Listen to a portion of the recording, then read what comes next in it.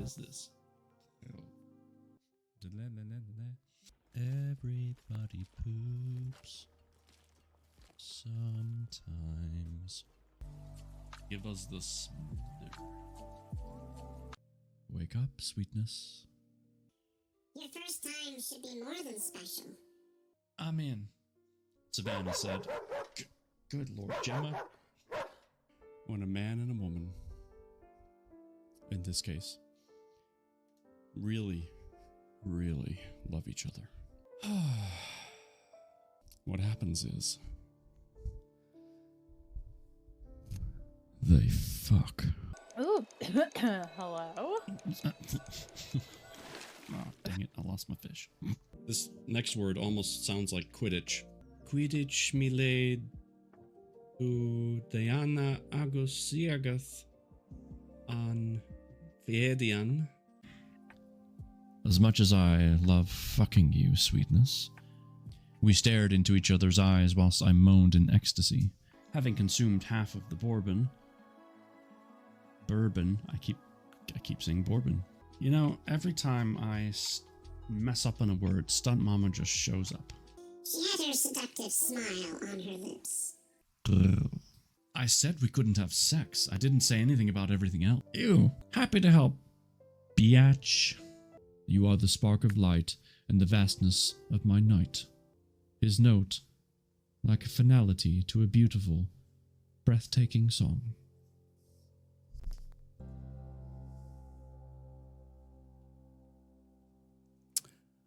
Good evening. It is great to see you. I hope you're doing well.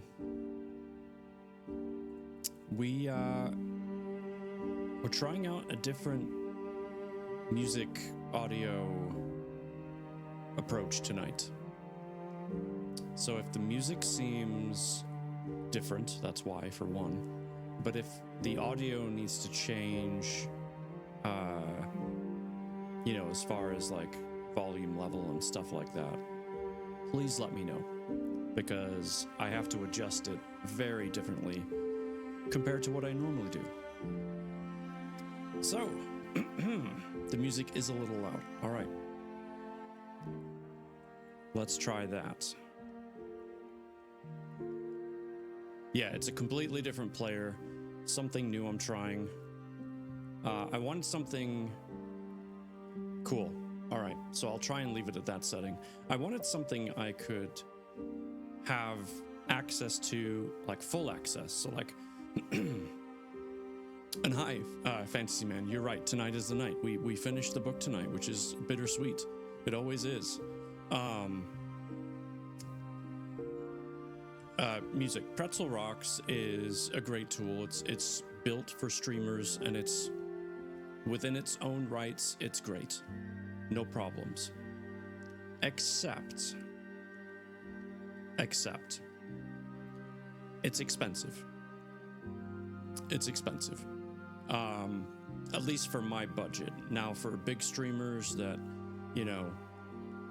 kind of almost rely on Twitch to a degree, no problem for them, I'm sure. So what I did was I found another option which had a huge sale, and essentially I paid $60 for lifetime access. So I'll never pay monthly. I paid one time, and I can use it all the time. So I've started compiling a playlist. We only have 27 songs on it right now, or tracks, and we're already on number 4. So we'll just see how it goes. I'm gonna build it up. And if I find that it's just not worth the effort, then I'll go back to using Pretzel Rocks and use my saved, my liked list as it was. But I thought I wanted to try something new, especially because I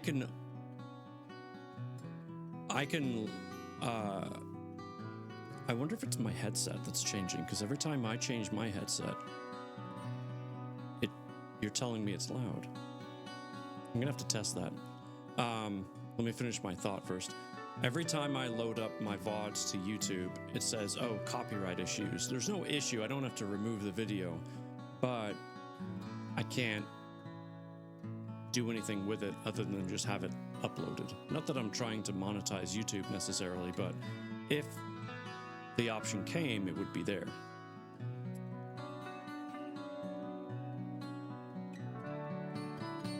How's it now? I just tried changing something on my headset. I'm quite curious. Your voice went quiet? What the heck? I didn't change anything with my microphone. Voice is in the background. This makes no sense at all. What the heck?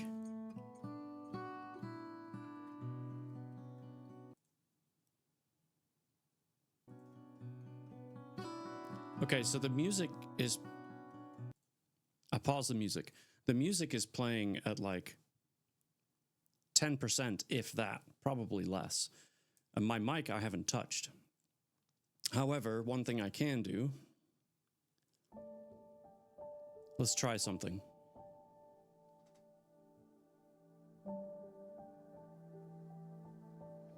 All right, I'm messing with the slider. I'm essentially pumping up me in the mixer.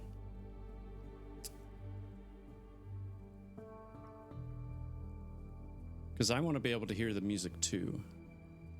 You know what I mean? So tell me how that differs. Now, granted, this isn't exactly a in-your-face kind of song. But is it, are we better now? All I'm doing is I just tweaked my inputs of the microphone just a little bit. Like I said, this is a new setup. Somewhat better, okay. I've bumped it up a little bit more. I don't want to go too far too fast and blow everyone's ears out with my voice. That would not be fun or welcomed. In the meantime, let me show you your puzzle. Since we only have a couple of small chapters left, I thought I'd choose the smallest castle I could find. It's the little things, you know? It's the little things. So there you go. That's no chance of that. I have my own volume up to 85% just to hear you. Seriously? Okay, hold on. I mean, that's all the way up. And what's even crazier, if I go into my mixer, my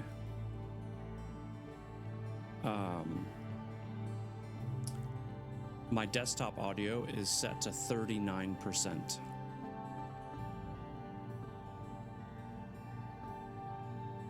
Can you believe that? 39. It's low.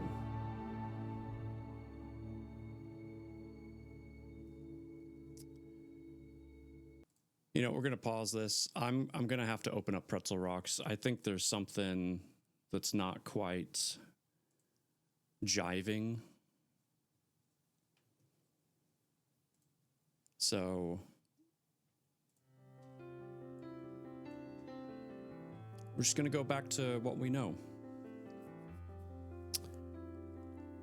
I mean, I can full throttle my microphone if needed. I just wasn't because I didn't want to make it sound bad.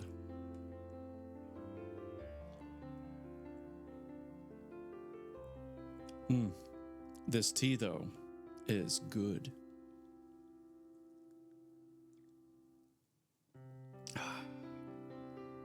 Yeah, I went back to Pretzel Rocks. That volume is also ridiculously low. But when I mess with my headphones, it should have no impact on stream. Zero. Zip. Nada. Zilch. Zero. Not. You know, all the words. So, just putting that out there. Sound good right now? Okay. All right, well. Okay, so as tonight, as planned, the goal is to finish the book, and then we're going to have a chat with Funky Fantasy Man, aka our author, and then we're going to take a look at the next book.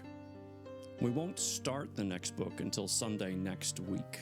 That way I can give myself a break between books, because I need that disconnect. Otherwise, it makes my brain feel weird if I don't take a break between books. Yeah, I don't know. I connected you to my Bluetooth speaker and hear you good. That is strange. Yes. Oh, in other news, I don't know what I'm allowed to say yet, if anything, so I'll keep it super vague. But I've been talking to a game development company, kind of a newly formed company, and I've been hired as one of their voice actors for upcoming game projects. I've already got an audition in for a specific character they wanted me to try out for. But essentially, I don't know if you would consider it being on retainer for them, but I'm part of the team kind of thing. So as projects happen and games get developed, I have, you know, potential of being part of it. So that was kind of a cool thing to happen very recently. So yeah, all good stuff. All right, the puzzle is ready. And Kay's here. Thank God. You know, Kay, we were about to start. I was getting worried. I'm just kidding. I hope you're well, Kay. It's great to see you. It's been a busy weekend over here. We have been going non-stop all weekend. It's been nuts. Nuts, I tell you. Why yada. You're very tired? I can only imagine. I'm tired, but not like your level of tired. I really hope you're taking care of yourself. Same mostly to Marion General. Yeah. Absolutely. I don't know what that is. It sounds like a hospital when you add the word general. He was diagnosed with 2 DVTs. It is a hospital. What are DVTs?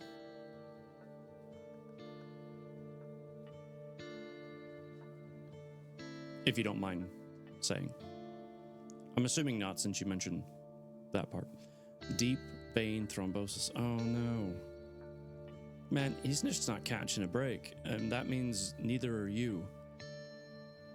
So I'm really sad to hear that for you. I really am. I hope they're taking care of it.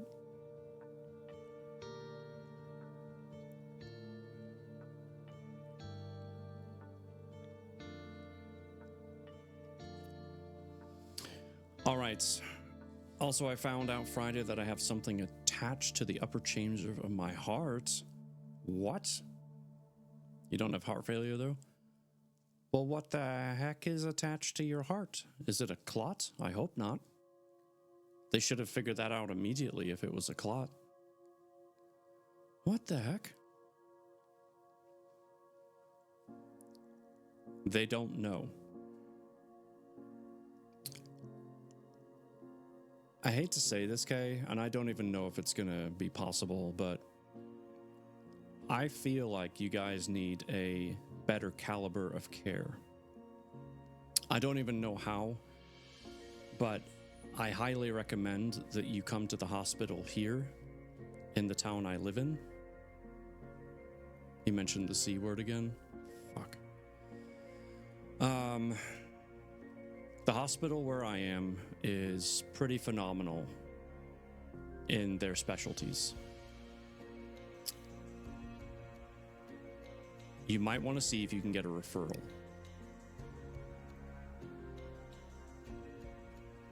Just want to throw that out there. Yeah, UIHC, technically. It's... I mean, don't get me wrong, they're not perfect, but they do a pretty bang-up job when the time is right. I see my PCP on Tuesday to set up tests. Okay. Well, keep me posted, okay? Jeez. Yeah, UIHC, it's a good hospital. Just ask about it, do some research.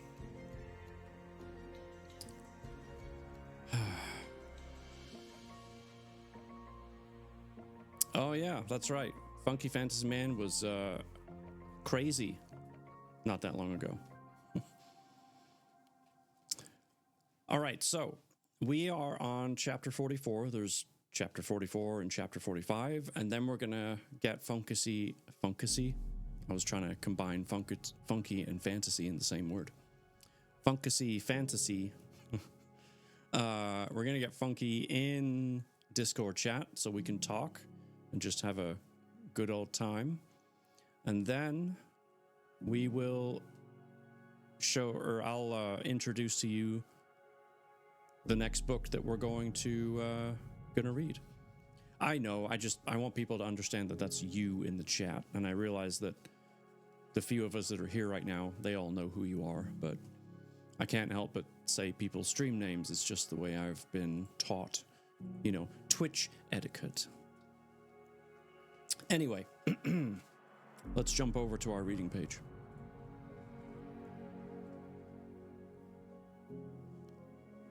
There we go. We're nice and cozy now. We've moved into our reading living room, our reading room with the fireplace. It's such a beautiful night outside, just like every other night that we stream. Nothing ever changes.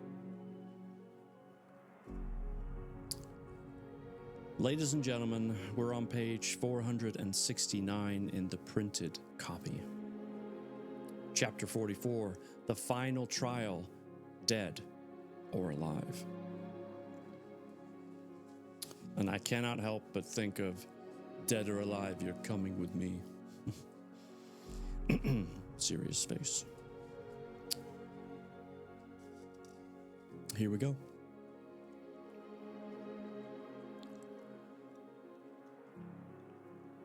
Eliath backed away from the line of 20 clones. He needed a solid plan of how to defeat them and how to get to his real enemy. Sweat built on his forehead. Zalron's giant sky head tilted downward and smiled. "What's wrong, boy? I thought you said you were going to end me. It seems now you're the person who can't run or hide." Eliath glared at the menace and held up his middle finger. "Bite me, Zal Dick." The ground rumbled for Zalron's screams. "It's Zalron, you imbecile! Show some respect to your god." Eliath looked at his comrades. Each of them looked nervous. How could he blame them, though? He was expecting them to stay relaxed and pull all their faith in him. That meant he needed to succeed. The clones closed the gap. How do I beat 20 of them? Too much power flowed through him to concentrate fully. A constant stinging sensation overwhelmed his eyes, and every muscle in his body flexed in excitement. Somehow, amongst everything going on, he heard a small voice speak to him from the sword. "Let me guide you. I will protect you through it all." Did my sword just speak to me? Yes, I did. Eliath brought his weapon closer to his eyes and studied it. A small humming vibration came from the metal. His eyes widened. Who are you? Who I am isn't important right now. You winning this fight is. Take this blade and raise it to the sky. I'll guide you from there. Great, Eliath said. My bloody sword has a personality. Just what I needed. With his sarcasm aside, he obeyed and aimed the tip of the weapon at the sky. Dark clouds swirled violently. Flickers of gold, white, and silver lightning rained down and struck his sword. Eliath's body shook as his weapon absorbed all the energy. He couldn't believe it. A heartbeat later, his gauntlet sent out pulses of power which surrounded his body. He looked at his sword in shock.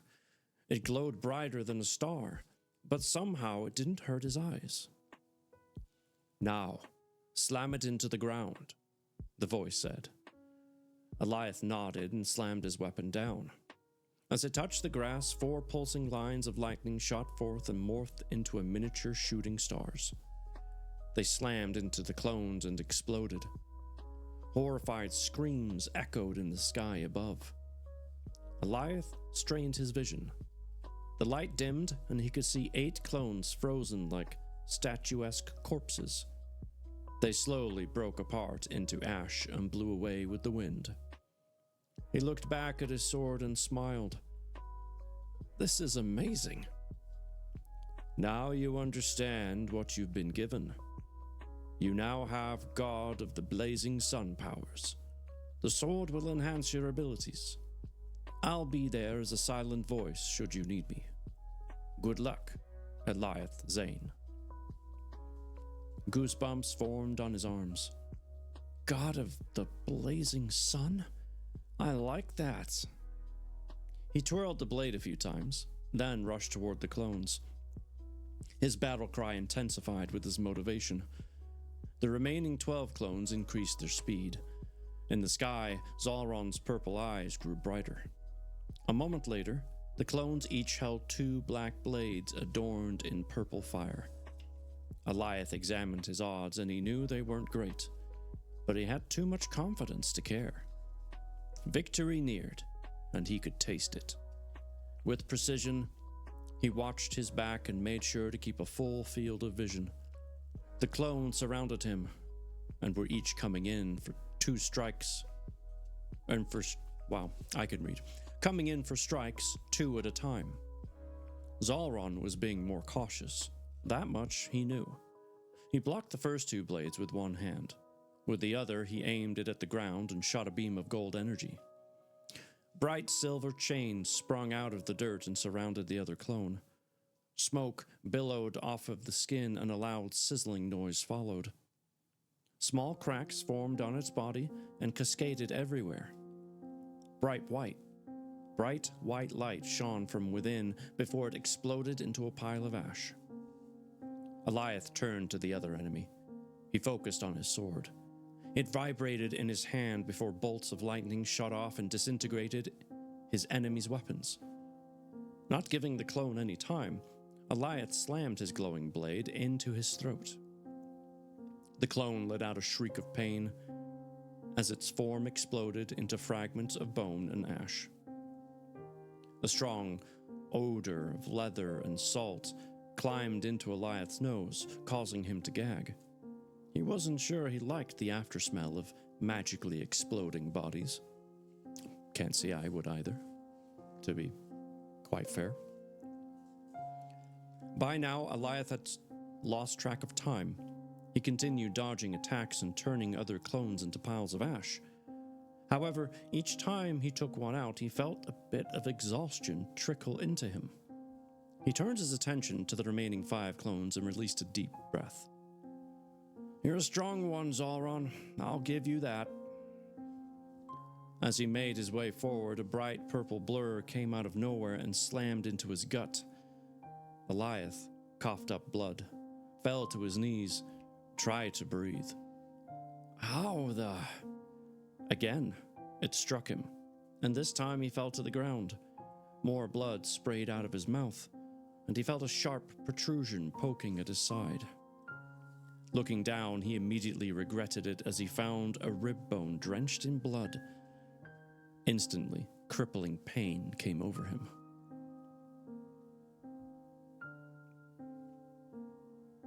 Okay. That's gross. His eyes throbbed as though someone were smacking them with a wooden spoon. Hand on his side, he attempted to heal himself, but nothing happened. Why isn't it working this time? He cursed, slammed his fist against the ground, gritted his teeth. Reaching down to his side bag, he grabbed a healing apple and took a few bites. The pain subsided enough for him to stand. He stared his enemies down. The 5 remaining clones all stood with purple lightning dancing off of them. Then it happened. 3 of them disappeared. He closed his eyes and opened them again. Vision enhanced, he attempted to find the clones, but all he could see were footprints. "What is going on?" he screamed out of frustration. One by one, his body was, barraged with punches and kicks and dagger cuts. Zalron's menacing face cackled. He clearly enjoyed watching the fight. And I clearly need a drink. Gosh, so sorry. Got all froggy there for a second. Dan Silverknight, almost first. Hi, Dan. Okay, that's better. I think.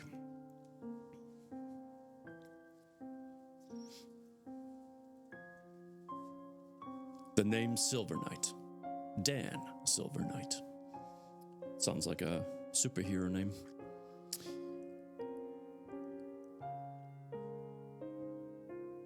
You can't do your little trick anymore, boy. I'm in my soul cast form. I can see everything you do. With each clone you take out, the rest gets stronger. You're finished, boy. Burn in hell!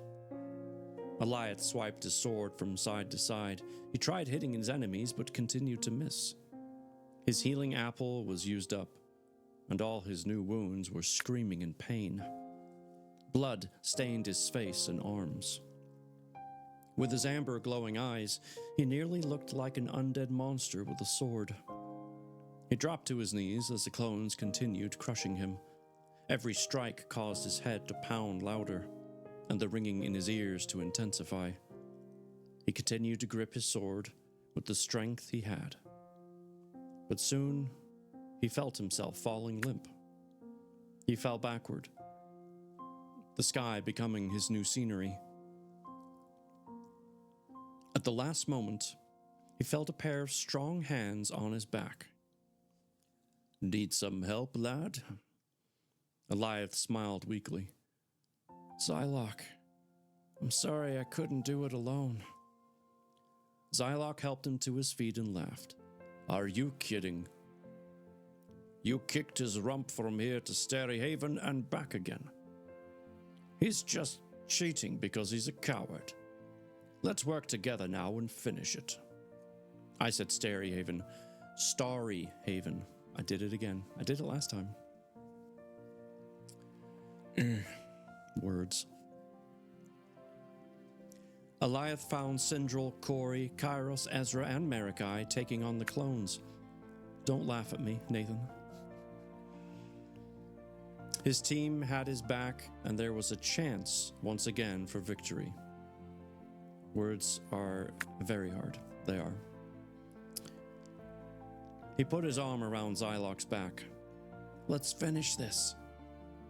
Zalron screamed. You bastards! I guess you couldn't let your little savior die, huh? No matter. You aren't going to beat me. You're all going to die. Purple and black lightning shot from Zalron's sky face and struck the ground in succession. It was like a cosmic storm on the field. Alioth pushed the old man out of the way and blocked one of the strikes with his sword. Old man, can you create something to block all the lightning? If I can break through that energy barrier and hit Zolron's body, we can seal him.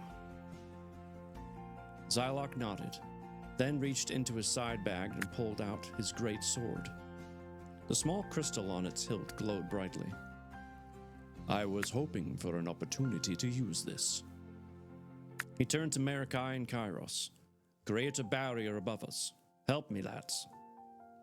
The wizard swung his blade in a circular motion above his head, creating a powerful lightning storm.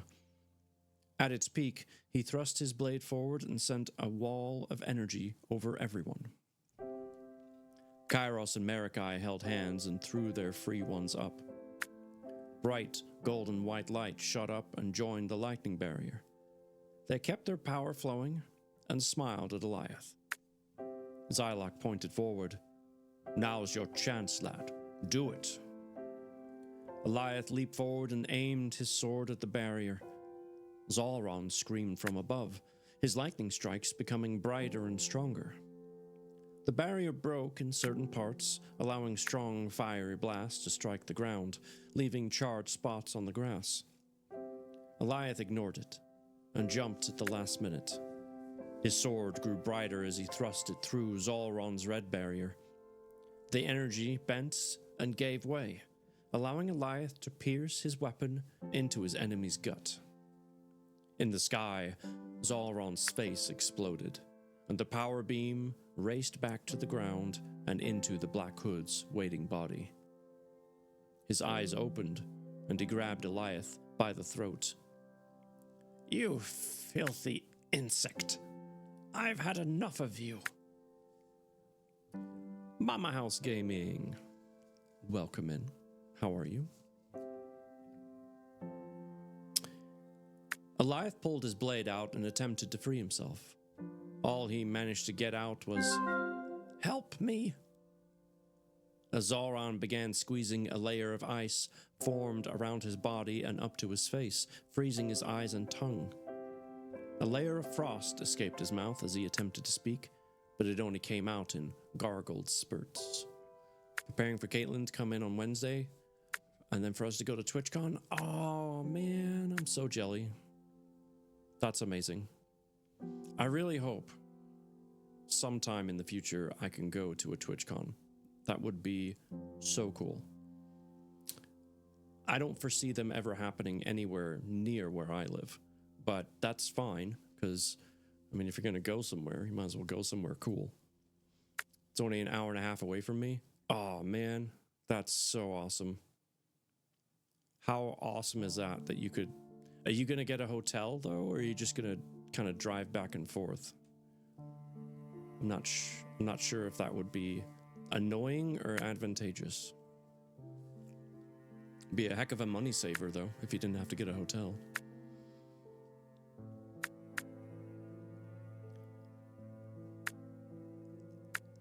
They might be in Indy, though, or K-City.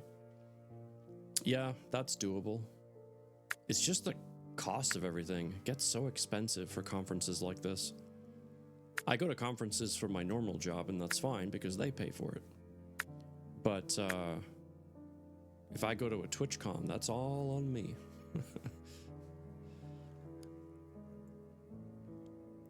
Alioth pried the fingers off his throat and backed away. Author cons are expensive? Yeah, I've checked a couple and I've just can't do it. Sindril came up and crossed her arms. What was that monster? She put a hand up to her ear. I couldn't hear you. Oh wait, that was... Never mind. She was making fun of Zolron. Got it. I've never been to a con, but still. Hey, I'm happy for you. I hope you have a blast. You don't like people crowding? I mean, there's definitely going to be people. Can't lie about that. But I'm just thrilled that you have the opportunity and that you're going anyway, even though you may feel like it might be too much. I think you're taking advantage of a really good opportunity, so I'm proud of you for taking the step. What was that monster? She put a hand up to her ear. I couldn't hear you. Even in his frozen state, Zalron's eyes showed malice. Purple lightning started moving up and down his chest, melting the ice. His hands moved again, and he finally broke free. I said your attack was weak. He breathed in and out deeply. Everyone, surround him, Zylok shouted. As Zalron prepared to throw his next attack, Alioth swung his sword twice, cutting off the man's hands. Ouch. His blade glowed brighter as he released an electric current that surrounded his enemy and held him to the ground. Alioth rushed over to his position in the circle. The Black Hood struggled against his bonds and screamed as he stared at his blackened stumps. You bastard! You stole my hands! I'm going to kill you! With everyone in position, they spoke the word Laius, which is seal backwards. Bright indigo light shot from each of their necklaces and into Zalron's chest. The man yelled and cursed, but remained trapped. Zylok clasped his hands together. It's fitting that I should be the one to say these sealing words. There won't be any coming back this time. The wizard body exuded silver light as he shouted. Oh, here we go. Denib et Dena Yats Glith Luos. You know, I thought that was pretty good, actually. Like, I feel like I made those backward words sound like a legit language. That was probably the best one. Thou shalt not be freed. Together, the darkness and light from the eternal seal. Zis Tniop Nigniart Lias Eatengai.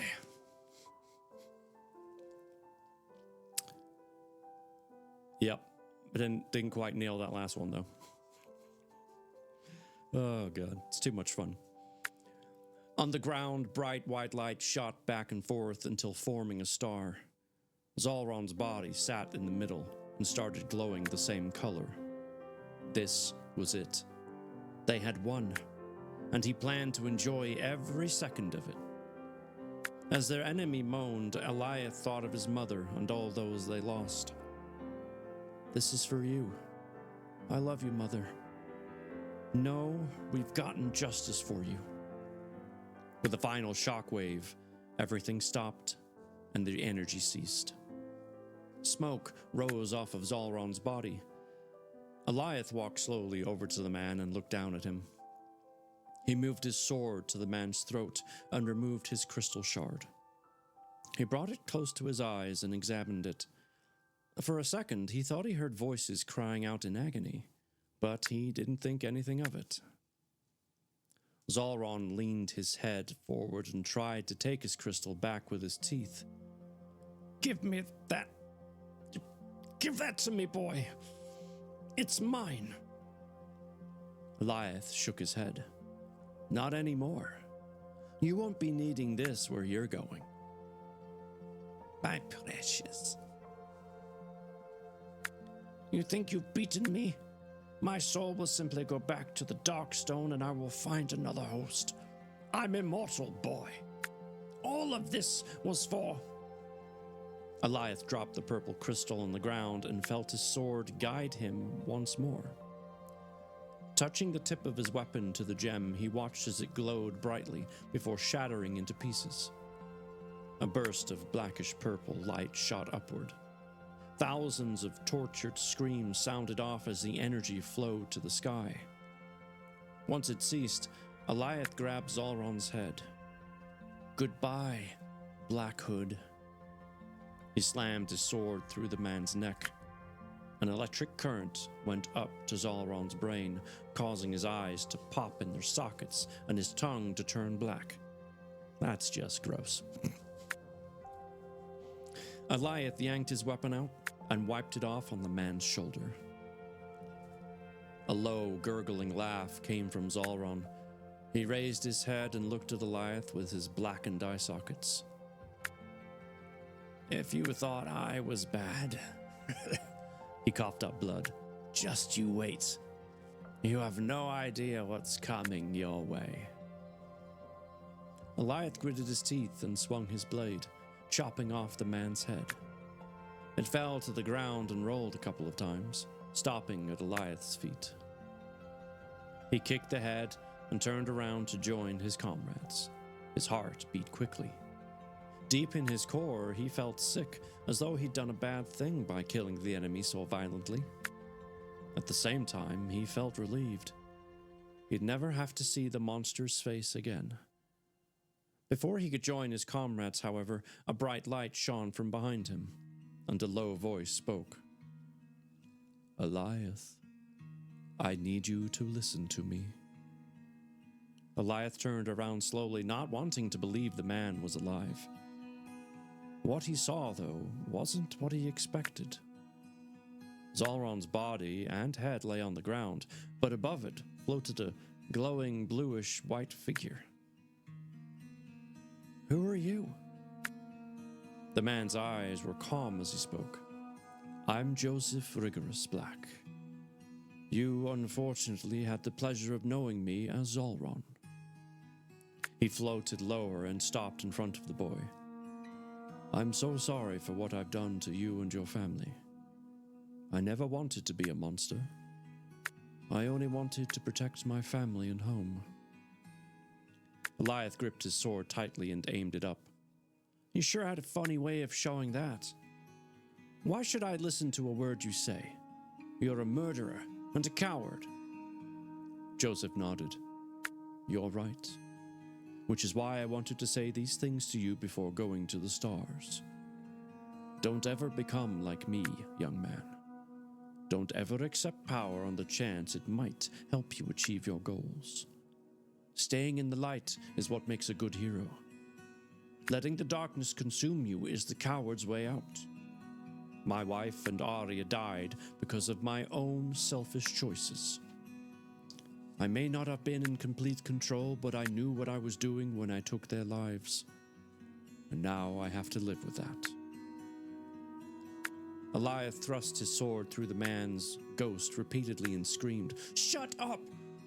I don't want to hear you talk. Just leave us alone. Zylok rushed up and pulled him back. Eliath, calm down. This isn't like you.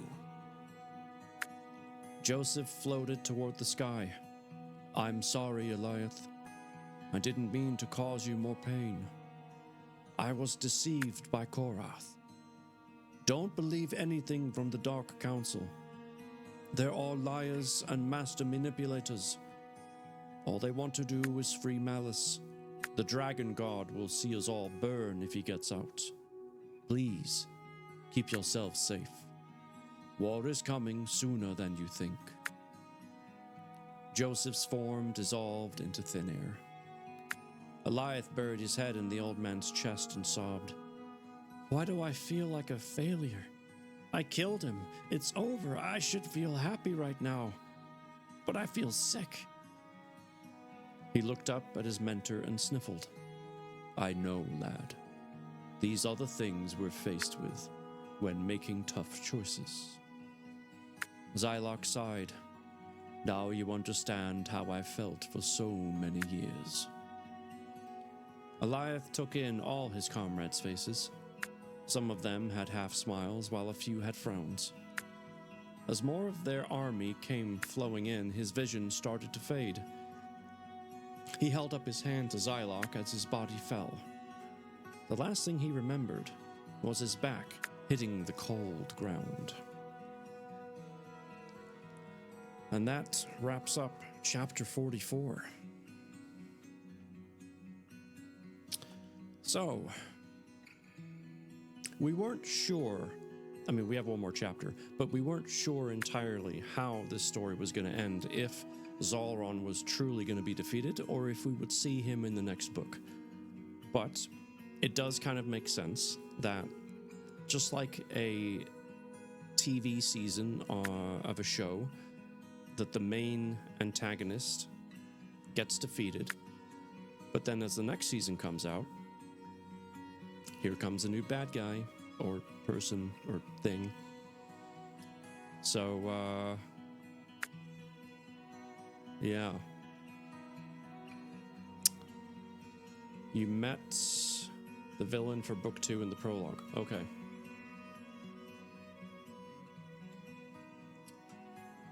I'm trying to remember. I feel like it was a long time ago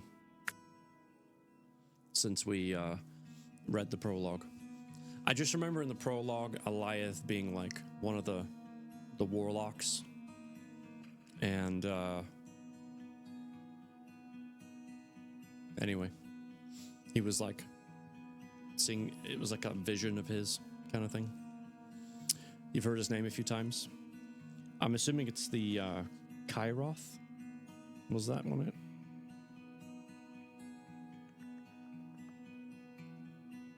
We just read it.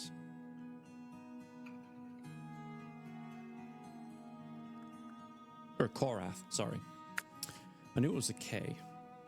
Korath. Korath the Great. Pain in my ass. That's what he is.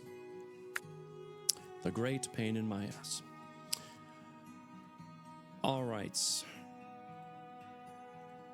We only have one more chapter. I'm going to throw the link out there again for anyone that has not had a chance to click on it, or if you want to remind yourself of what it is we even are reading tonight, or finish reading tonight. I write these books like TV show seasons, and that makes sense. I think the books that I've written, I did something similar. But we can talk all about that here very soon. For the moment, though, let's finish this thing. Chapter 45, The Road of the Traveling Companions. Ooh, is this band gonna go on the road? I wonder. Here we go. Alioth's eyes fluttered momentarily as bright sunlight flooded over him. Once his vision cleared, he sat up and recognized his surroundings. It was his chamber. He tried turning his head, but even the slightest movement sent sharp pains up his spine. Well, he did have a freaking bone sticking out of him at one point, so. It was his chamber. Or wait, I already read that part. He forced his legs over his bed and put his head in his hands. Was everything a dream? He remembered an insane fight in cutting off Zalron's head. Moving to his window, he looked outside and lay eyed on the fields leading to the gate. Stretches of charred grass went as far as he could see. Large sections of the ground lay broken, with chunks of the earth scattered about. The gate lay in ruins to his west, and it immediately struck him. The battle had happened, and he'd been injured badly. He took another step and felt a pop in his ribcage. White bandages wrapped his abdomen, and a small red blotch began seeping into the material. Should not have gotten up. And where is the nurse or someone watching over him right now? Come on. Blazes, it still hurts. The bed called to him, so he gratefully returned and rested his head in an upright position on his pillows. Eventually, his mind drifted off, and he fell asleep again. After what felt like minutes, a soft hand rubbed his shoulder and woke him. Bro, they all dead? Yeah, that's a good point. Yep. What about his sister? She was alive. Oh, wait. Alioth, can you hear me? He opened his eyes and found Sindral, his sister, looking at him. Her worried expression showed strongly on her features. Alioth reached up and touched her cheek. Hey, sister. Where is everyone? Zylok and Ezra took all the people back to Earth. They should be back any moment now. She sat on the bed and put her hand on his chest. Alioth's heart sank. They took them back? I wanted to say goodbye to Kayla. How long was I out? You've been asleep for 4 days. Blood rushed to his head. Heart thumping, he sat up quickly and gripped his sister's shoulder. I wanted to say goodbye. How could they do that to me? A soft voice came from the other side of the bed. Why are you worried? I'm still here. Eliath recognized the voice immediately. He looked over and found Kayla in all her beauty. She came to the bed and grabbed his hand. I wouldn't have left without saying goodbye. But I don't understand. Don't you want to go home? Eliath looked into her eyes. He wanted nothing more than to hold her, to feel her lips on his again. Kayla sat and put her hand on his cheek. I'm staying here with you. I don't have anything back on Earth. My mother was the last of my family. You're my family now. Plus, your planet is way better than mine. She paused and put a finger to her lip. Over the last couple of days, I've been thinking about something. Since I'm starting a new life, I figured it would be fitting if I had a new name. What do you think about Corin? Sindrel's face lit up. She grabbed the woman's hand and smiled. I think that's a beautiful name. She looked at Eliath and smirked. Isn't it, brother? Eliath nodded. I love the name. It's perfect for you, Corin. He laid his head back and let out a deep breath. Before he could get another word in, the door opened and Marikai walked in. He came to the bed and smiled at everyone. Kayla, could you give me and my children a moment alone? Eliath chuckled. It's Corin now, Father. He paused for a moment and brought a finger to his chin. Shouldn't you know everything being a god and all? His words dripped with sarcasm. Marikai tilted his head and played along. Right, of course. I knew that was her name. I just wanted to test your memory. You did, after all, suffer some serious wounds. He winked. Corin kissed Eliath on the cheek. I'll see you later. I'm going to go find Melendriel. Eliath waited till she was out of the room to get serious with his father. Do you have to leave? Can't you stay longer? Marikai sat on the bed next to Sindrel. He put his hands on both of them and sighed. I wish I had more time with the both of you. Unfortunately, I have to go back to Starry Haven. I was allowed to fight with you, and that was it. That's the deal I made. But you will have each other. Kairos, Psylocke, and Ezra will need you too. We've all lost someone in our lives. So, you stick together and have each other's backs. Marikai waved his hand sideways. Eliath's energy gauntlets materialized into the man's hands. He opened up the crystal housing unit and showed them to his son. After the battle, I made a quick stop in Starry Haven to get some information from Kai. You will be able to use God of the Blazing Sun any time now. Your crystals somehow were powered up. I don't know who gave that power to you, and Kai wouldn't tell me. He said you'd find out when the time was right. He's a secretive one, even more so than Psylocke. Marikai laughed and sent the gauntlets on the nightstand. Your sword was given to you by Kai. Kai seems to like you. Now, here's where the fun part comes. I talked with Psylocke and my brother, and we decided to send you, Sindrel, Melendriel, and Ezra to Stonehaven once you're healed up. Pyrrhus Gallon runs a special academy where he teaches magic, fighting, strength, and endurance classes. He's also the one who can rank Psylocke up to Warlock. You and your sister need to get ranked up as well. So, you get better quick.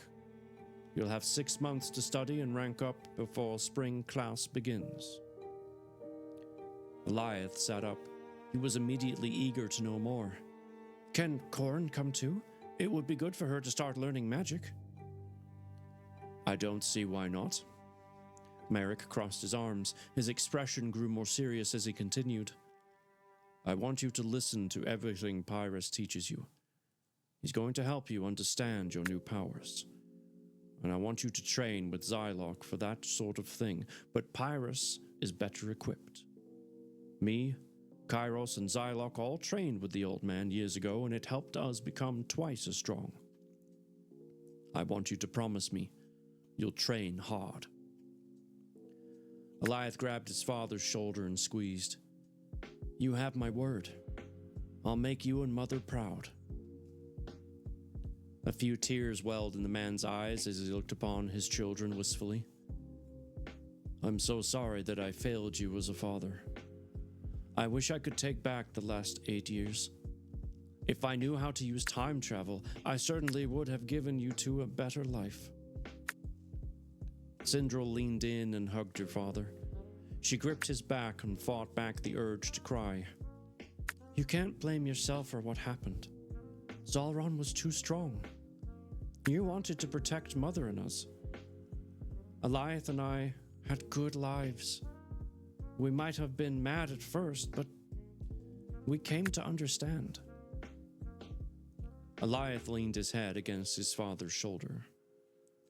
Will we ever see you again? Yes. If there's a conflict like that Kai deems a threat, he may allow me to come and help. But my son, you can always see me. Just close your eyes, and I'll be there. He turned to Sindril and kissed her forehead. Daughter, you've grown so beautiful. I see your mother every time I look at you. He grabbed her hands and smiled. You now have Meridian's Ice Phoenix abilities. I want you to train hard at Pyrrhus' school. Look for High Matron Nadrium when you arrive. She used to be second in command under the old warlock, so hopefully she's still there. She can help you hone your powers. I won't let you down, Father. Sindril hugged him. Marikai stood and made for the door and turned one last time to his children. Sitrof Vinem, I love you. Marikai opened the door and departed. Now there's a small break in the story here, which means I get to take a sip of tea.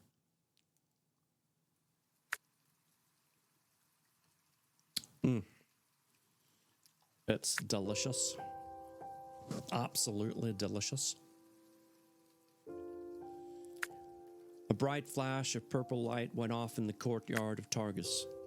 Zylok turned to Ezra and grinned.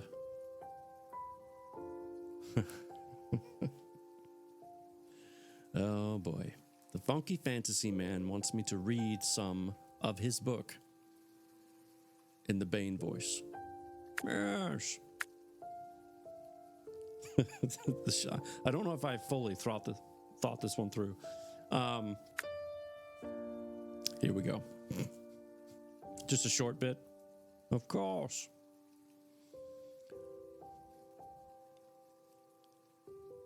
Wait, do you want me to do just the narration part or like everything, character dialogue as well? Because everything, okay. Now that we've fixed everything on Earth, I believe it's time to prepare for our departure. Ezra nodded and began heading to the courtyard. I'm going to say goodbye to Father. What time are we leaving?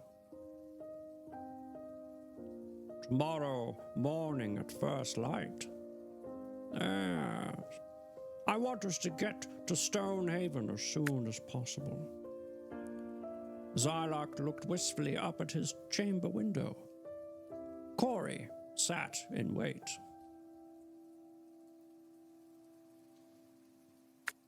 Looking down at him with a smile. Very well, lad. I'll see you tomorrow morning.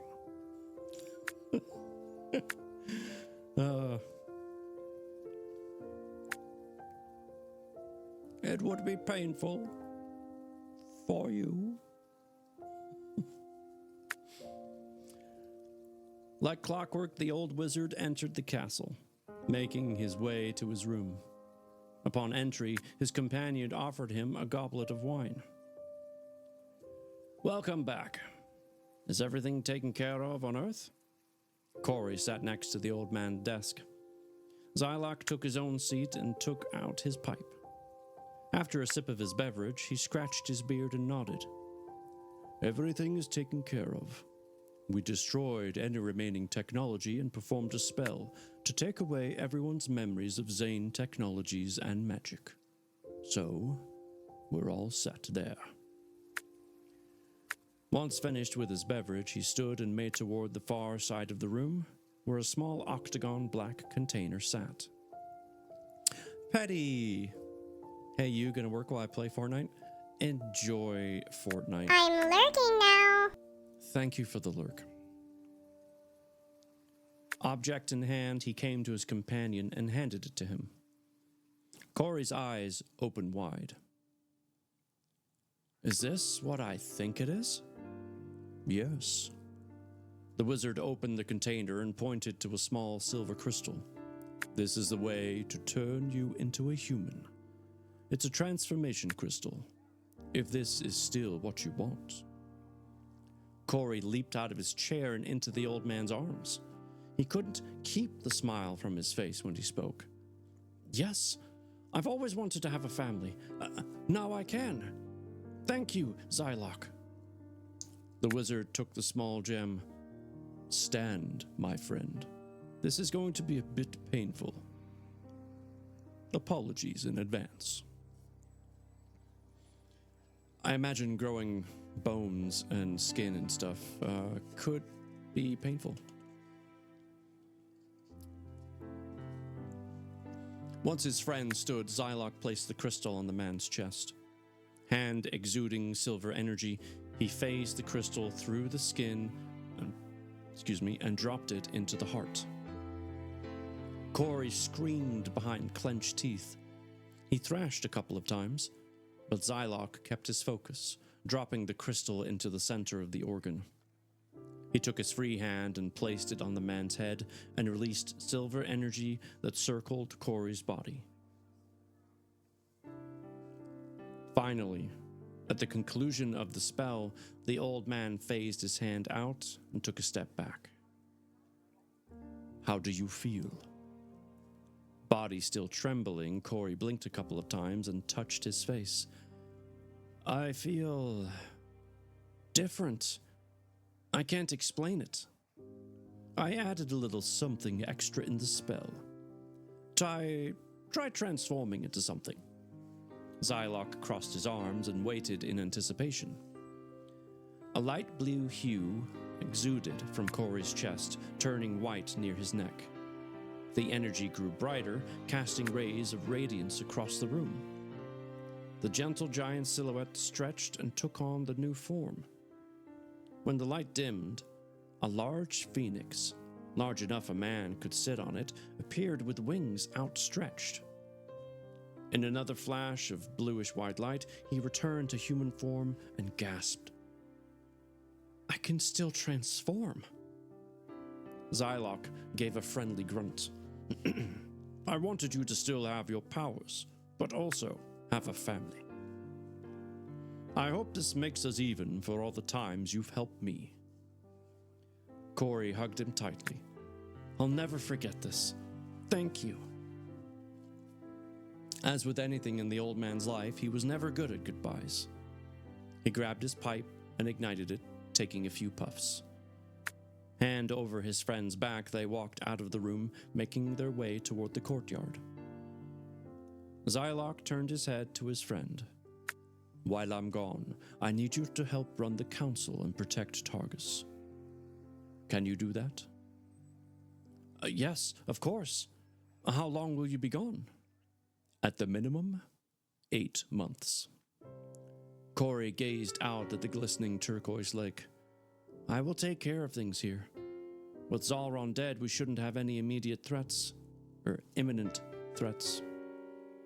The wizard bowed his head in gratitude. Thank you. I'd better get everything prepared for tomorrow. With a wave of his hand, he departed toward the training pits. Now, we're not done with the chapter because, there's a little bit more. There's a small break, though, and there's an ad that's about to start. So, I'm going to snooze it, and then hopefully we should be able to finish it, and then I'll let the ad run. Okay. Here we go. This is the last, 2 pages? Roughly. So, here we go. A fresh azure sky greeted Eliath the following morning. Training was approaching, and he couldn't wait. While he still needed to heal up a bit, he had enough capability to walk around. Walking through the halls felt bittersweet. He thought he'd have more time to enjoy being home before leaving. But one who walks the path of a warrior must keep moving. He stopped at the picture frame of Arion and clenched his fist. I'm gonna find you someday, and when I do, I'll finish you. Thoughts of a mother and father filled his mind. Making them proud was all he wanted. His gauntlet shimmered from the sunlight. On his back, the divine sword waited for its time to shine. Eliath had everything he needed. Once in the courtyard, he greeted Corrin with a quick kiss. Her face reddened a bit as she smiled. Beyond her, Ezra stood with his arms around Mendriel's back. A smile came over Eliath's face. Well, that's new, he thought. Looking up, he found Arthur, George, Darrell, Captain Smith, and Eva. He turned to Zylok and nudged him. Did Kairos leave already?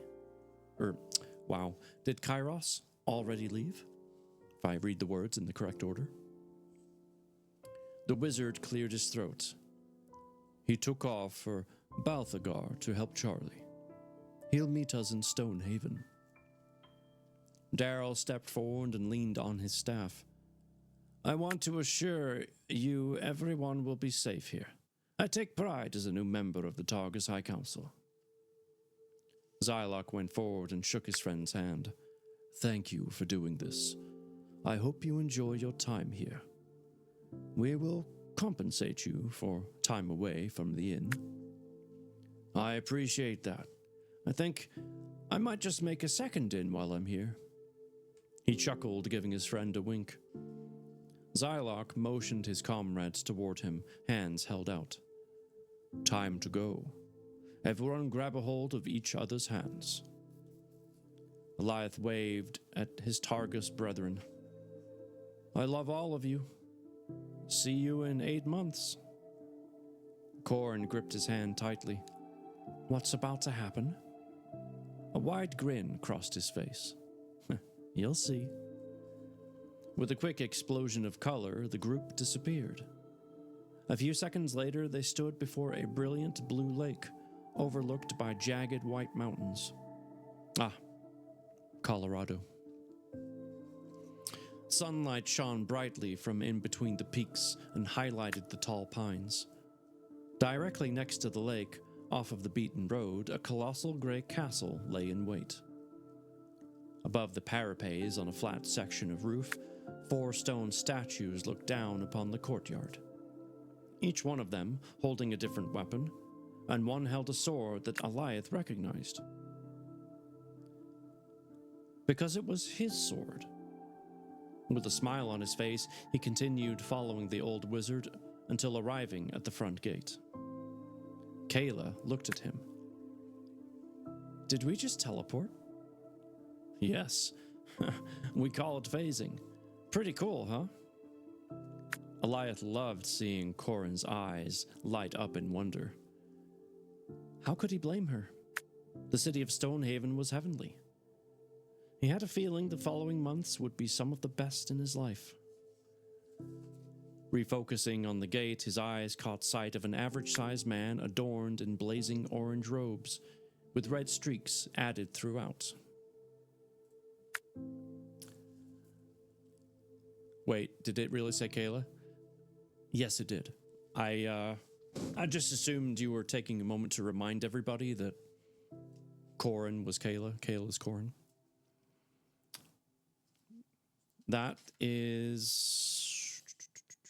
That's on page 485 in the printed copy, just so you have a reference point. I mean, it's up to you. I did thought it was odd that it said Kayla, but I just assumed that maybe that was why. But I think you also made it pretty obvious in the previous chapter that Kayla was now Corin. So I know it's a pain in the butt to change an entire manuscript for one word. I know. His long brown hair sat in a single braid, held together with 3 ties. His heart began racing as they approached. Zylok stepped forward from the group and shook the man's hand. Good to see you, Master Pyrrhus. Pyrrhus moved his head up and down as he studied them. I was wondering when you might come see me. It's been a long time. Come, we have much to discuss. Eliath couldn't wait. As they entered through the gates, his excitement of everything built. A new journey was starting. Together with the legendary wizard Zylok and his team, he and his team would become stronger. Maybe they wouldn't recognize themselves by the end. Eliath clenched an excited fist and prepared for a new adventure.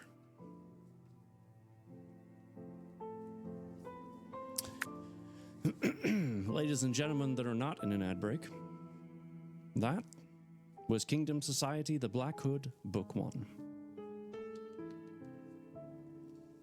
Well done, sir. I have a couple of those mistakes in my book. I left them. I wrote that book 6 times. Yeah, it's a thing.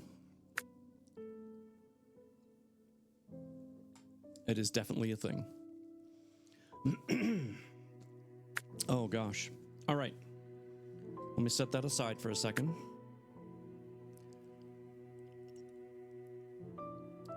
I am going to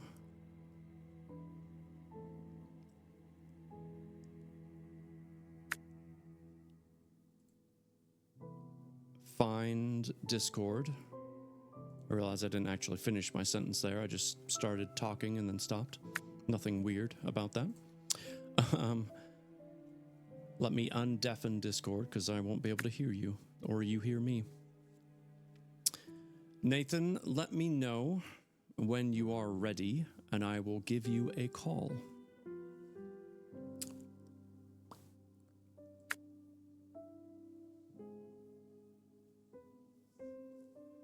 And then we'll see if we can...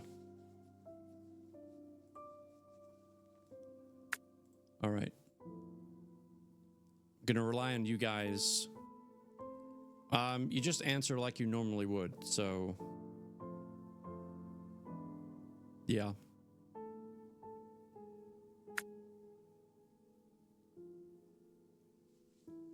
Oh.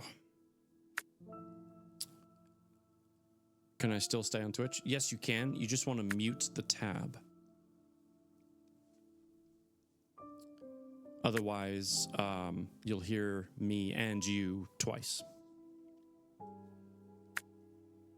How do I do that? Right-click on the tab at the top of the window, and then click on Mute Site. Am I moving over to Discord? No, I'm just bringing Discord into the stream. Nathan and I are just going to chat through Discord, but you'll be able to hear it.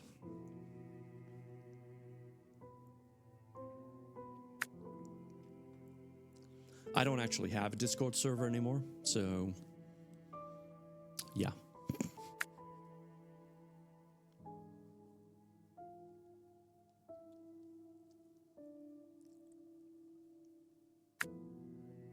Still not seeing it here. Are you on the computer right now, sir, or are you on your phone?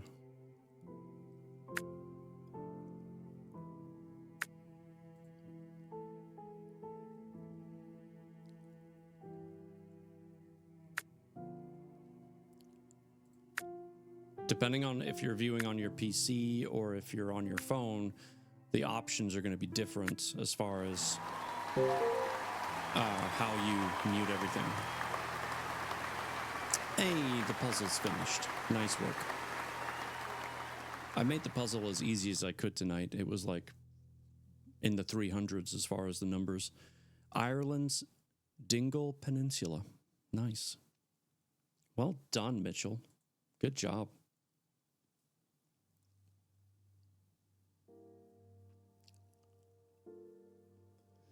Nathan, how are you listening to me? Are you listening on PC or are you listening on your phone? How do you hear the stream?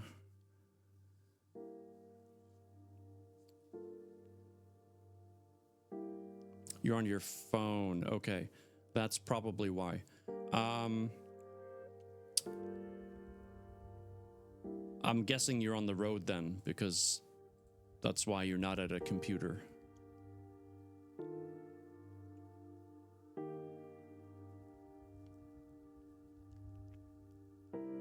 Okay, so the only real option I can probably suggest then that would be the easiest is to just leave Twitch altogether, like close it, and then go to Discord and call me directly in Discord, where our chat is.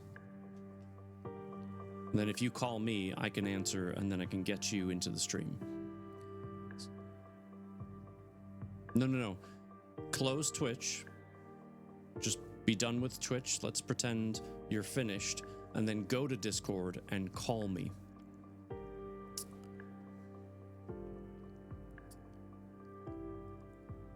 And then for y'all in chat, if there's anything you want to ask Nathan, Mr. Fantasy Man, I'll just read the questions out loud or any comments you have, since he can't hear you. All right. Say hello. Hello. Hey, there we go. They can't see you, so it's up to you. Okay. If you're yeah, camera or not, that's up to you. But you can we hear him though? Say some more. Say hi and stuff. Testing 1 2 3. Hello, greetings and salutations. And then there were 5. You hear him? All right, And cool. And then there were 4. Okay, no worries. I know you have to get up super early, so but no worries. Yes. Now, should I try getting back into Twitch again so I can see you, or do I not even worry about that and just stay in Discord? I mean, that's up to you. I don't think you necessarily have to see me. Okay. The main thing is that we can hear you, and you can hear me, obviously. So that's I the can. important thing. Cool. Well, you know what? Let's start here. Yeah. Ovarian Barbarian was the one that told me about you, and she didn't stop raving about your book. And then she was saying, you know, it was good at 300 pages, but he's adding more. You got to get the newest version. It's almost ready. I'm going to tell you how to get a hold of him. And I'm really glad she did. Because not only you know, not only have you written something that's been enjoyable to read, but you've also just been a stand-up guy.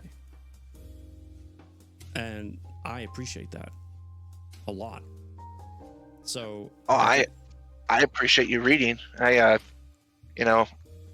feel bad that not really anybody came to join, the people I invited at least. So I tried to kind of make up for that with the subscribers stuff, the other stream time. So look, I thank you for all of that. Again, that was super kind. But please don't ever feel like you have to make up for something. What we do in this stream isn't really like any other stream that I've ever been a part of. Not only is the reading stuff kind of a niche, well, it is niche. It's not kind of niche. It's fully niche.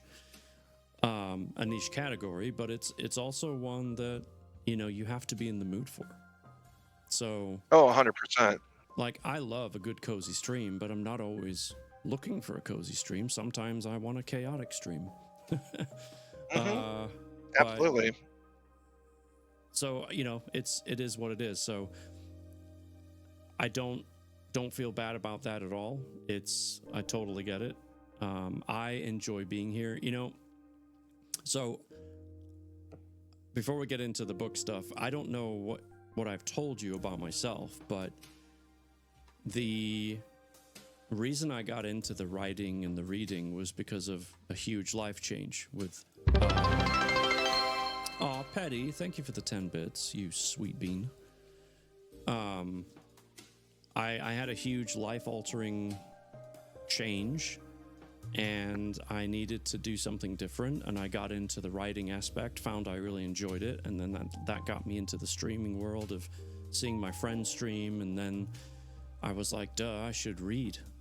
And I kind of got here, but that's like the short abbreviated version. The years that have gone on, I found this to be almost therapeutic. Like, some people have told me, I needed your stream tonight. Thank you so much. It has helped. It's made a world of difference, etc., etc.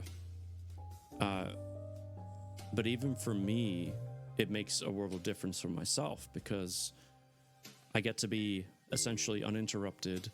I get to sit in a room by myself, read a book to people, have a conversation, share thoughts and feelings, and just enjoy the process.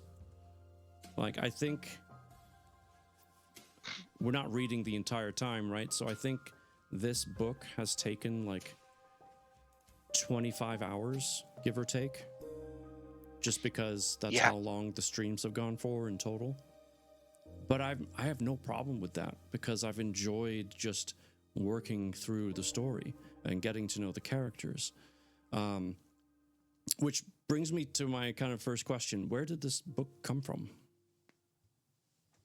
So, how did it come to be?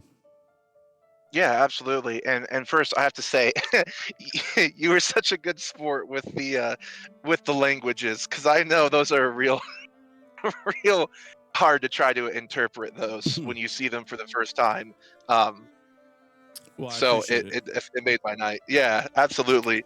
And before the stream is over, I'll totally read a couple of those lines for you if you want to hear, if you're curious about those. But maybe the ones that I actually really badly just obliterated. But anyway, keep going. yeah, so with the book, so I am a for those of you who don't know what I do for a day job, I drive semi-truck, and I've been doing that for going on 6 years. And I have a background in music, and I'm actually getting ready to go back to school to finish my music education degree. But that was like what I used to focus on a lot was voice acting, radio stuff, and music. And I never really, when I was in 6th grade, I wrote like 60 pages of a book called The War Under the Sea, but I gave up because kids suck. And then I don't even know where that manuscript is, but when I was trucking, like, I have so much free time on my hands, I'm always listening to audiobooks, and I'm like, I want to get into audiobook narrating. I was like, what's the easiest way to do that? Would be write my own book, and I wasn't even like focused on the whole story building aspect of it. But I mean, naturally I have a creative brain, so I wanted to still create a good story. And one day I was driving and I was on the phone with my buddy, and I'm just like, I think I want to start trying to write again. And so I did, and I sent him a manuscript, and this manuscript was so bad. I mean, all one paragraph, no spaces separating anything. I mean, it was I look back at it and I'm just like, sweet Lord have mercy. It was so bad. Isn't it great to see like the difference of then versus now? Oh, 100%. And but I sent it to him, and like a night later, he texts me. He's like, "Are you awake?" I'm like, "Yes." So he calls me. He's like, "Bro," he's like, "This is so rough, but the story's there." Mm. And his favorite character from the beginning was already Xylock, and I guess that probably had a lot to do with why he was my favorite character. He was the first character I ever really created, really thought of a background for, and so a lot of the story was actually built around Xylock, You could tell Xylock that. and Yeah. Alioth. It's Well, I was just gonna say the as I was reading it, I was like, this book feels like it's supposed to be about Alioth, but it kind of feels like it's about Xylock, but then there's Alioth. So yeah, I could totally see not the battle between the two of look at me, no look at me, but the spotlight definitely has enough brightness to it that both of them can be seen quite clearly. it's why I wrote multi-character POV for book one. It was important, and there was times where obviously, as you saw, Alioth and Sindrel were not impertinent to the story at that point in time in the arc. So Mhm. it had to be multi-character POV. I needed to focus on Xylock and Ezra, Right. and then the things going on with Zalron back in Dundahar and everything else. So I'm like, all right, It's I'm gonna write multifaceted. multi-character POV.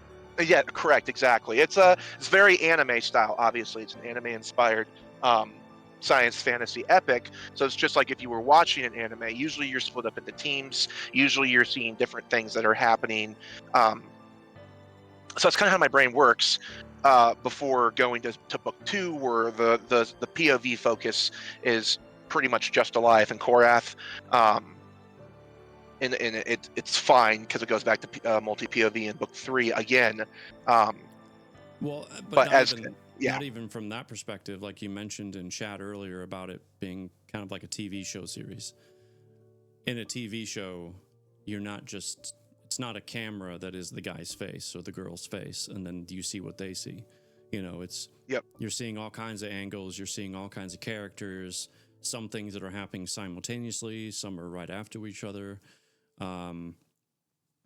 So I could definitely, I think that comes through really well in the story, because if you don't have to say, at the same time, and then actually explain what happened at the same time, you could just, it's self-explanatory in that way. So I thought 100%. that was really good. This, as long as this story is, especially with this revised version, I think readers would have been very uninterested had it not had the multifaceted approach, because there's only so many things you can say about the same person. Yeah, I mean, in book two, it works fine with it just being Alioth, because it's the way that the story is set up. And I'll read. I'll read the blurb of book two. I was gonna say I lost you there, but you're back. Okay. Oh, sorry. Yeah, I was read gonna the say. blurb. Yeah. I'll read the blurb. It's the reason it works so well for.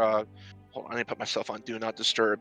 Hey, I'm sorry about this. I'm on the phone. Can I call you tomorrow? All right, let's see. Put myself on Do Not Disturb so my thing doesn't keep getting interrupted. All right, there we go. Okay, so book two's blurb is, well, book two is called Broken Reality, and after the events of the evil Black Hood, Alioth finds himself struggling with internal conflict at every turn. Given the opportunity, he goes with his master Xylock, Ezra, Khorne, and Sindrel to learn from a powerful warlock, Pyrrhus Galon, in Stonehaven. During his training, he learns of new forces in the universe that have their own plans for him, as well as learning more about his new teacher. When all seem to be normal on a nature extravaganza, Alioth finds himself trapped in a precarious situation created by the devious game master. Alioth must use his own instincts and intuition to find and save his team, as well as struggling with the new choice of power he's offered. Come join this action-packed adventure full of love, excitement, and new discovery, and find out where our hero will end up. So, just from that alone, it's basically they're split up. At a certain point in the book, they all get split up, and so it's Alioth on his own Right, and that would making make it sense because now yes, now it's personal. You know, correct. it's his perspective, and it's important for him, especially when you mentioned that sneak peek of the option of new power. Sounds like we're going to get a visit from the Dark Council, and they're going to offer him something that might be too much to resist. So, but no spoilers, just in case. Yes, no, Anything no spoilers will be. don't want to I ruin it for refused. anybody. Correct. Yes. But that's my hunch, at least. That is my hunch. Okay. I mean, Zalron, before his final words, you know, he did kind of allude that, hey, by the way, they're liars. I did find that was kind of an interesting twist, too, of like seeing the ghost of Joseph kind of return as a, hey, I'm actually a normal guy. Shocker. I just made a bad choice, and well, here we are. I thought that was a nice way of kind of rounding it off, if I can say it that way. It's every one of my villains has a companion novel that I will write. A lot of it, like originally book 1, the prologue was Joseph Black's backstory. But I changed that and just did flashbacks, and I'm saving the rest of it for a companion novel. And I made the prologue a grand universe intro to show Malice, the Allstone, the 4 warlocks of the land, and that type of stuff, because it was more pertinent to the overall. And Sure. then going forward, there is a couple books where the prologues actually are the villains' origin stories, specifically book 3. Book 4 doesn't actually have a prologue, but the first 3 chapters you're actually following the villain in book 4. And in book 3, the prologue is the villain, and book 2 is present day, and the villain's origin story is like chapter 4 or 5, I believe. Yeah, I liked the peppering in of past life events from the real Joseph, the real guy. And it was I don't know if you were I don't remember if you were there when I started to read those, but I had mentioned in the stream, and I remember this because it was so surprising, that you almost start to feel sorry for him, realizing that Zalron was like almost tricked into being who he is, but not enough to really go all the way, but just enough to realize, man, he was once an Eliath or a Merrick or whoever, and then got turned into something worse. And it just made you feel a little bit bad, just for a moment. And I thought it was great in how much you made it just be enough, but not too much to go, oh crap, now I want Zalron to become good again, because that wasn't happening.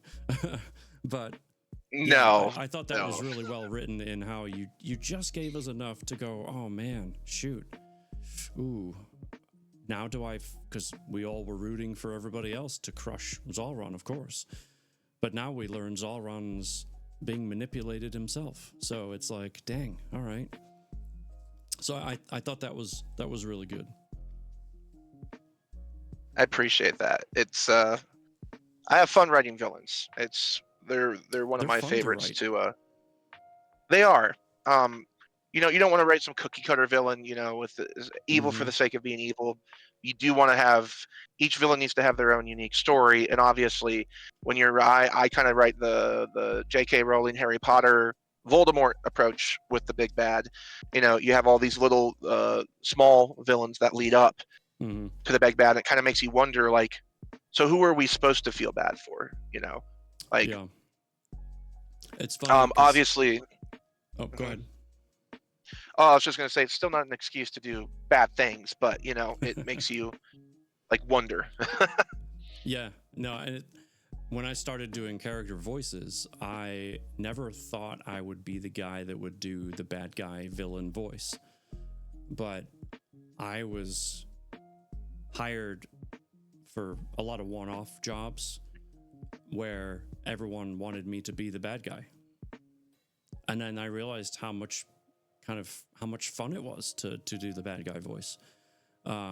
Just because it's a side of me that wouldn't be normal in everyday life, I guess. Like, I'm not the bad guy in everyday life. So, Yeah. it's kind of, and that's why I understand in my own way of when you say it's fun to write the villain. I get it. It's because it's kind of fun to play the villain too when you're not one.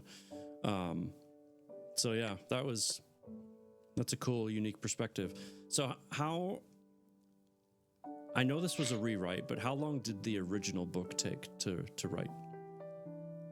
The original book, 300 pages ish. I know you go by word count, Yeah. so that's yeah, I go by word count because page count can be different depending on the font size and all that stuff. the trim. Yeah. All that. So I write 6x9 is usually what I use, but it was 313 pages, 312 I think, for the original. But it was 83,000 words. It took me about 2 months to write the manuscript, the rough draft. Okay. That's And the new would really fast. You Yeah, did I you mean, have I a was- really strict like writing schedule, or like every day I'm going to set aside from this time to this time, or did you? I'm No, assuming I you had just- some sort of method, or did you just go? No, I wrote when I had energy. This was back in 2022 when I wrote. So I was fresh, I hadn't been writing consistently before that, so I was pumped up. I was motivated. It took me about 2 months, and for the rough draft, and I just wrote when I had time. And one day I remember I was on a 34-hour reset, so a day and a half that I had off, where I was resetting my federal clock for Sure. trucking. Yep. Yep. And so I'm laying back in the sleeper. I crack my laptop open. I'm just like, all right. It was 7 a.m. in the morning. I woke up. I'm like, I'm pulling an all dayer here. And I wrote until 2100, probably 2000, 2100. Wow. And I got in 22,000 words that day. Holy cow. And finished a large majority of the book. I was just motivated. It was there. I had it on the tip of my brain, so I just put it out. So I did that, and then as soon as I sent it to my editor, I started working on book 2. And long story short, I don't use editors anymore because I've learned that it's just people's opinions, and if you just take a little extra time with beta readers and things like that, you can have just as good of a quality product. So you're talking about not necessarily like the grammar editor. You're talking about developmental editing. Oh no, I'm talking about grammar. What they're called is copy line editors, and that's exactly who I'm talking about. Okay, because I mentioned that because at one point when I was writing, I would get someone to do the like grammar stuff, make sure I didn't screw up somewhere. But then I'd have someone else do like developmental to make sure that I didn't mess up part of a story, or make sure part of the story was embellished or not over embellished or whatever. So it made me wonder when you were talking about the opinion part, if it was just like the developmental of talking about the story or a character and something they did or didn't do or whatever. So at that point in time, I didn't even know about dev editors. But I guess I technically had alpha readers at that point. I had my 2 best friends, and every time I would write a couple chapters, I would read it to them. And they're both sci-fi, fantasy, like complete ultra nerds like me. Like my friend Devin and I, we grew up playing Halo. We're getting like Doctor Who, Star Trek. No, so that okay. They're the people in my. If you read the beginning of my book where I have my dedications, those are the 2 people, Devin and Daniel. Yeah. Okay, I wasn't sure if they were podcast guys or. No, my podcast people are indie authors that I met on TikTok, but no, they are not my. Got it. The people that I dedicated it to. Carrying. Anywho, so no, you're fine. So they basically did the job of that. I mean, they're super ultra like picky lore nerds, and so I did a lot of the dev editing with them. But I did eventually hire a dev editor when I got to. So I finished my 2nd book, I published it, and I finished writing the manuscript for my 3rd book, and Rise of the Shadow Knight. and they said, you should try doing a dev editor at least once in your career. So I hired a dev editor. His name's Callan. He's a really cool dude. He's over in the UK, and he's really good at what he does. And so I used him a couple times, and now I kind of get what I'm looking for, what I need to look for, or have my beta readers look for. And really what it is just to make sure that you have story elements, like if you're going to have Chekhov's gun, or you're going to have, a Deus Ex Machina that it's just kind of silly, like Harry Potter pulling, Godric Gryffindor's sword out of the hat, right? It's a total, Deus Ex Machina, but none of us really cared. But you don't want to have super, super big ones where people are like, okay, that's just kind of a cliche because it's so convenient. And so I try to stay away from super convenient stuff, but I always tell my readers or anybody else, I write everything in for a reason. So there is a reason for everything that I write. Yeah. Whether it's coming later in that book or whether it's a setup for something happening later on. Like literally in book 1, I mentioned every villain for the entire series all the way up until the end in book 1, just through Easter eggs and lore. So for people who pay attention to that type of stuff, they'll understand. Or like stories where they're like, on the Windy Bridge with Xylock and he's talking about his brother Merlin, right? Things that might not seem pertinent at that time, but it's actually very, very relevant. Exactly. Yeah. So little things like that.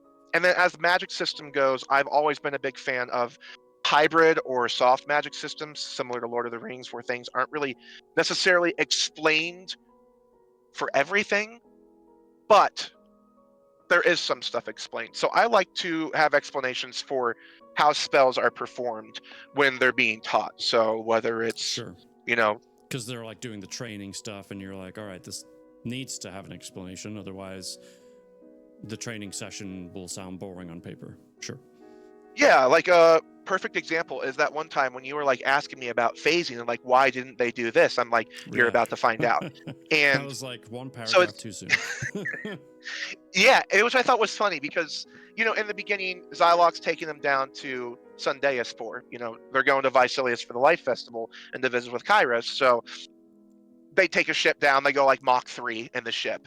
Yeah. And it was just something fun to show off Xylock's knowledge, to show that he is like the Lord of Kingdom Society, and that if there's somebody important, Xylock probably knows them. But also to show just a little bit of his power level, to show off what he can do, and to just show the stakes. When it comes to phasing, for him to show off as well, like he's like, hey, watch this. Oh yeah, 100%. He's like the fun stuff. Like, I'm not gonna lie, I like to just throw stuff in sometimes just because it's fun. So whether that's my idea of slapstick comedy or stupid funny jokes, or that some people might get, some people might not, whatever it is. Well, but like when they go to Earth for the first time and he's like, what on Earth? Like he's just confused about everything, but he's like, that stuff legit cracked me up. I was laughing on stream reading that stuff. I thought that was so good, comically wise. And it was needed too, because you just had this like really bad fight, this battle, and people were dying, and like, we got to get the kids out of here, and yada yada yada.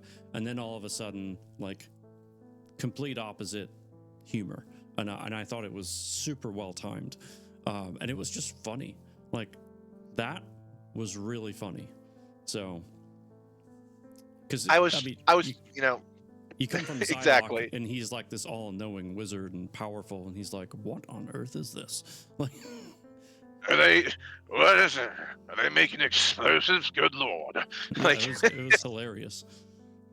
It's as my best friend Daniel calls it. He says, "My universe is a lighthearted universe with really dark moments." So I try to, when there's dark stuff that happens, I try to have something a little bit more uplifting and something that is not as depressing, because I don't want to feel like I'm watching Attack on Titan the entire book. Like, I want to... It's balance.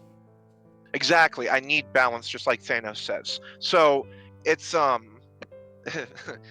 that's what I try to do. And there's some stuff in Earth where I had some people just like, why it doesn't make sense how Ezra would, do this with he'd be able to get a hold of an admiral. I'm like, right, I mentioned that. Trust me, it's and you're not the only one. And generally what I'll tell people is I'm like, oh, it's easier than you think, believe it or not.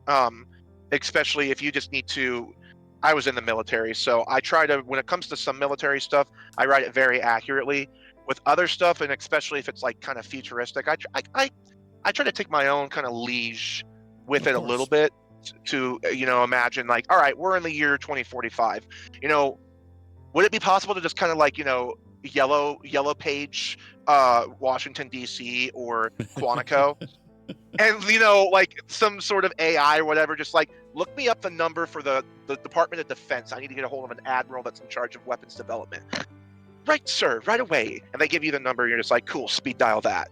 And then Can you Ezra imagine? can just fake Oh, it. It would be really really insane. And all Ezra has to do is be like, look, this pill. He's like, you want to see proof? And he just uses magic without saying that it's magic, because they're not going to know any different. It's like, right. see that right there? There's my proof. And then he kind of takes on a little bit more than he can chew at first, so he has to like really dig deep and figure it out. But a Mhm. lot of it is because, well, he's got crystal shards that have been breaking off and spreading out throughout his body, that if he doesn't do what he's like literally programmed from Zalron's magic to do, it's going to just take over him and give him way more power than he knows how to handle. So it's just funny because he's there. He doesn't know that Xylok's there with him. Xylok knows that he's with Ezra, and they're literally playing their own separate little games. And the stuff that Xylok was doing that the readers don't even still know about, that I know about, that you find out about later. And do you remember the meeting he had with Kai? Kai gave him a location to a certain place where to go Mhm. to. And then right after that, you see Xylok with a brand new crystal, and he fixes his wrist device. Right. And so that was kind of a little hint and a little Easter egg for people. In a couple books down the line, you get to learn more about that stuff, which I'm really excited to for people to find out about. Well, Um, I gotta say, because I'm gonna be wrapping up stream here in a moment, but yeah, the amount of effort and just detailed thought you've put into the whole storyline period, which has now turned into many books, I think is a feat worth celebrating all on its own. It blows my mind every time someone says, "Oh yeah, I'm writing a multi book series," and I'm just like, that I don't know how to do that.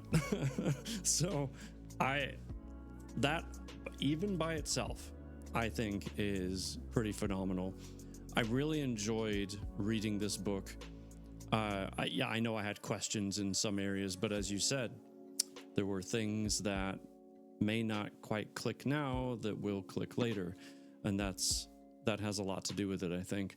I'm really glad I got the opportunity. I'm glad I got to meet you. I'm glad you were able to pop in when you could. I really appreciated that. And absolutely. at the end of the day, I just want to wish you as much success as you possibly can get. The amount of work and Thank you. dedication you put into this, you've certainly earned whatever success you get. So I hope you get all of it. I appreciate that, and I mean, I'll be around the streams here and there when I have signal, and when I'm done taking my writing break. I've been on a Right. 2-month break because I've needed it. But I'll be getting back into it. But I'll give you this line here so you can hear that you were actually pretty close with the gibberish language. Oh, that's right. Yeah, because that backward stuff. Yes. So this is from the last chapter from the Dead or Alive final trial, when they were sealing him. So the wizard's body exuded silver light as he shouted, "Dinib et dinayats et luos. Thou shalt not be freed. Together the darkness and light form the eternal seal. Zis tino nerget leas extinel." Wait, etingi, whatever the last one is. I even messed that one up. But Yeah. that's how ignite it's backwards is not a simple. Atingai. There we go. Something, Atingai, I guess. yeah. Whatever. I don't know.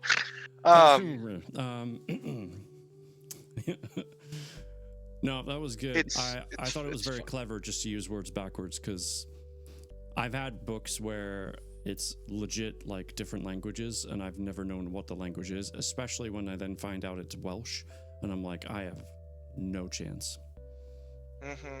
Because there's nothing in that Yeah. language that actually sounds how it looks. Nothing.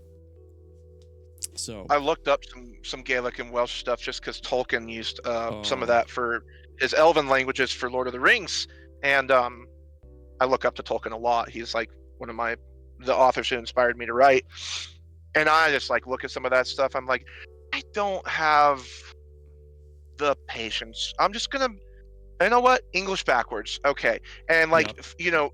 you read at the end High Matron Nadiram. Well, that's Meridian's name backwards. So I actually come to find out like doing like words backwards could even help with like character names and stuff. So I was like, all right, cool. This might be actually it opens up a lot of kind of unique options. So absolutely. I appreciated it. So especially when I don't read ahead. I'm trying to figure it out as we go, and then I come up on something that I know is in English, and I'm like, okay, let's process this in a split second and try and figure it out, and then read it out loud. So 100%. knowing that it was just English backward helped a lot. So, but anyway, thank you again. Yes. I'm now gonna introduce the book that we're gonna start in 1 week. So Sounds and then good. I'll rate out, and that'll be the evening. So again, appreciate you hopping on, and Yeah. thank you again. And thank you, sir. You're welcome. Thank you. And I look forward to grabbing coffee when I get back to the Iowa area. So Yes, let me know. Looking forward to it. will do, man. All right. All right. Have a good night, Thank sir. you so much. You too. Bye. All right. Bye-bye. All right, well, there you go. That was our author, Nathan, aka the Funky Fantasy Man. And that was his book, Kingdom Society, at least the first book. Always bittersweet when we start and finish a book. So before we rate out, I'm going to introduce to you what's coming next. So on Thursday, I'm just probably going to play a game. That way I can give my brain a moment to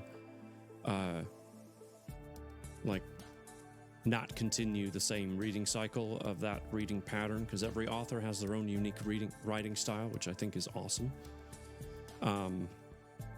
But the next book, Zyrenease the Witch Cat by A.J. Saunders, we've read some of her works before. But I'm going to read to you what's on the back cover, just so you have a tidbit of information about what we're going to start on Sunday next week. Zyrenease survives by sticking to 3 important points. Lie low. Don't let the enemy touch you. Let your feline instincts take over. Turned into a cat to escape being sacrificed due to a family curse, it isn't easy hiding when you're not used to living in the skin of a cat. That said, all Zyrenease has to do is turn 19 and pray her family can turn her back to a human. Found as a stray in Brittany's Brocéliande forest, I think that's French, Zyrenease doesn't expect to develop such feelings for Tristan, her savior. Feelings of love and being cherished. But with her pursuer continually shifting to trap her, she mustn't drop her guard. Her enemy is desperate. Her time is running out. Will returning to her normal self put an end to her relationship with Tristan? He adored her as a cat. Would he fall in love with her as a human? That is, if the enemy doesn't get to her first. So there you go. That is Zyrenease the Witch Cat. Here's the front cover one more time. So a slightly different twist. We've done animal-based stories before, mostly in the wolf style, where they're human-wolf combo or just plain out wolves for that matter. So this one will be pretty interesting to have a cat in the mix. All right. Let me see who we can go raid, because we have a few people on right now. that we could very easily go say hello to. I want to try and find someone that we haven't raided in a while. Kind of spread the love around, if you know what I mean. Oh. I know. Let's see. Yep. Okay. We're gonna go raid my friend Paige. This is the raid message if you want to copy paste. I appreciate all of you being here tonight and listening in to the end of the book. Chatting with our author.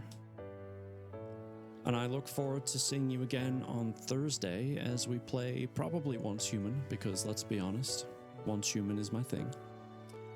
And then Sunday we'll start a new book. But for now, take care of yourselves, take care of each other, and have a good night.